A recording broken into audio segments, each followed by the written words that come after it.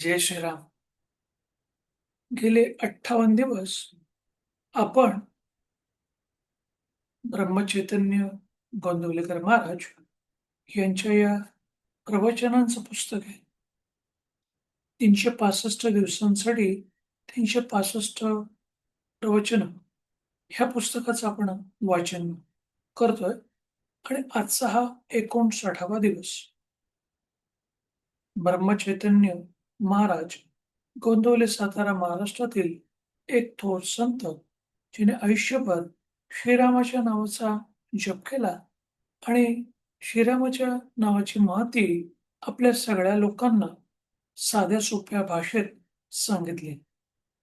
त्यांनी या प्रवचनरूपी पुस्तकात नाम कोणी घ्यावे, कधी घ्यावे, कसे घ्यावे, कुठे घ्यावे, का घ्यावे, नाम घेण्याचे काय फायदे आहेत, हे सगळं एकदम सोप्या रीतीने आपल्याला या प्रवचनरूपी पुस्तकात शेअर केलेलं आहे. आणि नाम घेण्यासाठी कोणत्या प्रकारची धर्माची, जातीची, वयाची, शिक्षणाची, आर्थिक स्थितीची, स्थळाची, काळाची, कशाची आणि कशाचीच मर्यादा नसते, म्हणजे रिस्ट्रिक्शन नसतात. त्यामुळे तुम्ही 1 मिनिटं नाम घ्या, तुम्ही 1 तास घ्या, तुम्ही 5 मिनिटं घ्या, तुम्ही 5 म्हणा घ्या, 1 म्हणा घ्या, कधीही घ्या. सकाळी, दुपारी, संध्याकाळी, रात्री, झोपण्याअगोदर, सकाळी उठल्यावरती, चालताना, बसताना, झोपताना कशीही घ्या. तर आजचा हा 59वा जो दिवस आहे, त्याचं जे वाचन आपण करणार आहोत आणि त्याचं शीर्षक आहे, भगवंताजवळ नामाचे प्रेमच मागा. म्हणजे भगवंताजवळ काय मागावं हे आपल्याला संत सांगतात. भगवंतापाशी मागणे करताना काय मागाल? तुम्ही त्याच्याजवळ नामाचे प्रेमच मागा. दुसरं काही मागू नका. देवाजवळ मागताना चूक होऊ नये. एखाद्या शिक्षकाने विद्यार्थ्याला वर्षभर उत्तम शिकवले. परीक्षेच्या वेळी परीक्षक कोणत्या प्रश्न विचारण्याचा संभव आहे, हे सांगून त्याची उत्तरेही सांगून दिली. पण परीक्षक परीक्षा घ्यायला आला असताना प्रश्नाची उत्तरे विद्यार्थ्यांनीच द्यायची असतात. म्हणजे संतांनी आपल्याला एवढं शिकवलेलं आहे, पण शेवटी आपल्या आयुष्यामध्ये आपणच स्वतः कर्म करायचे असतात. संत आपले कर्म नाही करू शकत. म्हणून संतांनी जे सांगितलं ते आपण ऐकायचं. तिथे शिक्षक हजर असला तरी विद्यार्थी उत्तर चुकीचं देतो, हे जरी त्याला दिसतंय, तरी तिथे त्याला काही बोलता येत नाही. अशी स्थिती संतांची देखील होती. तशी माझी स्थिती आहे, म्हणून मागण्याचे काम तुम्हालाच करायचं आहे. तेव्हा ज्यावेळी चुकीने काही भलतेच मागू नका.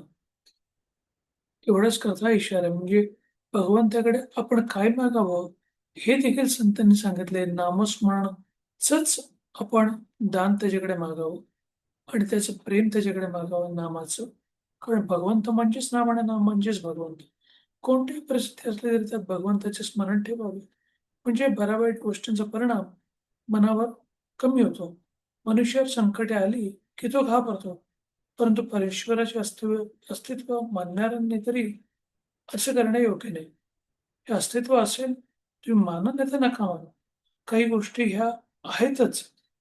आपल्या मानण्याने जे गुरुत्वाकर्षणाचा एक नियम आहे, वरतून गोष्ट सोडली तर ते खाली पडणार. तुम्ही आस्तिकात नास्तिकात, हा जो नियम आहे सगळ्यांना लागू होतो. तुम्ही अमेरिकेत आहात, भारतात आहात, लागू होणार. तुम्ही किती शिक्षण घेतले तर अशिक्षित आहात, तर हा नियम लागू होतोच. हे आपल्याला लक्षात ठेवलं पाहिजे. एखाद्या लहान मुलाच्या बापाने डोक्यावर पांघरुण घेऊन बागोलपणा केला तर ते मूल भीते. पण पांघरुणाच्या आत आपला बापच आहे, असं त्याला समजते की ते घाबरत नाही.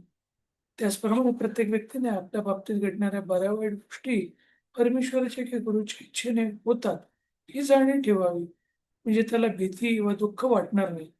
तसंच चांगल्या वाईट गोष्टी असल्या तरी त्याबाबत आनंद तेरेकही होणार नाही. ह्याकरता सदा सर्वकाळ भगवंताचे चिंतन करा. म्हणजे भगवंताचे चिंतन केलं असताना सुख-दुःख याची आपल्याला काहीच भीती वाटणार नाही. आपण त्या सगळ्या गोष्टी आनंदाने उपभोगू शकतो. म्हणजे सुखालाही आपण आनंदाने त्याची मजा घेऊ शकतो आणि दुःखही आपण आनंदाने तरी होऊ शकतो. आपल्या विचाराने ठरल्याप्रमाणे झाल्याने सुख मिळते असं नाही. काही वेळेस आपल्या विचारांच्या उलट होऊ नये. मागून तसं झालंच. बरंही वाटते. कधी-कधी आपल्याला वाटतं, की ही गोष्ट का झाली?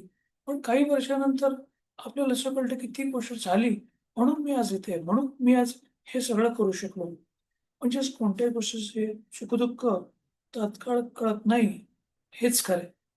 म्हणून जग जरा वेळ थांबवून सुख आणि दुःख मानूया. कर्ज फेडताना जसा आपल्याला आनंद होतो, तसा देहबोध भोगताना आपल्याला आनंद झाला पाहिजे. राब-देट म्हणजे लोकांचं कर्ज बुडवण्यासारखंच आहे. आपला म्हणजे मीपणाचा नाश आणि प्रारब्धचा नाश बरोबर आहे. म्हणजे मीपणाचा नाश झाला, की आपलं प्रारब्ध संपलं. प्रारब्ध टाळण्याकर टाळणं म्हणजे तसं एक्सपेक्ट करणं म्हणजे लोकांचं घेतलेलं कर्ज आपण बुडवणं म्हणजे कर्म आपण करायची. आपण त्याच्यामुळे येणारे जे प्रारब्ध आहे, त्याच्यामुळे आपल्याला जे सुख किंवा दुःख भोगावे लागणार आहेत, त्याच्यापासून दूर राहणं हे योग्य नाही. भगवंता प्रारब्धाने आलेल्या दुःखाचा दोष तुझ्याकडे नाही, तर त्या दुःखामुळेच तुझे अनुसंधान टिकत असेल, तर मला जन्मभर दुःखामध्येच ठेव, असे कुंतीने भगवंताजवळ मागितले. म्हणजे तू आनंदी राहावी म्हणून म्हणजे प्रत्येकजण आपला आनंदासाठी काहीतरी मागत असतो राईट? पण महाभारतातल्या कुंतीने, पांडवांच्या आईने काय मागितलं, की दुःखामुळे जर तुझे अनुसंधान म्हणजे तुझं नाव माझ्या तोंडामध्ये असणार असेल, तर मला जन्मभर दुःखीच ठेव, असं तिने म्हटलं.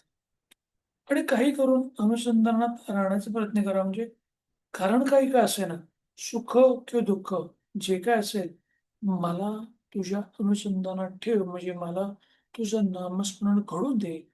हे आपण त्याच्याकडे मागितलं पाहिजे. म्हणजे भगवंताजवळ आपण फक्त त्याच्या नामाचं प्रेम मागावं. हेच आपल्याला या 59व्या दिवसाच्या प्रवचनामध्ये महाराजांनी सांगितलंय. शेवटचं वाक्य, भगवंताला अशी प्रार्थना करावी की देवा, प्रारब्धाने आलेले भोग येऊ देत, पण तुझे अनुसंधान मात्र चुकून देऊ नकोस. आता आपण 11 वेळेला श्रीरामाच्या नावाचा जप करूया.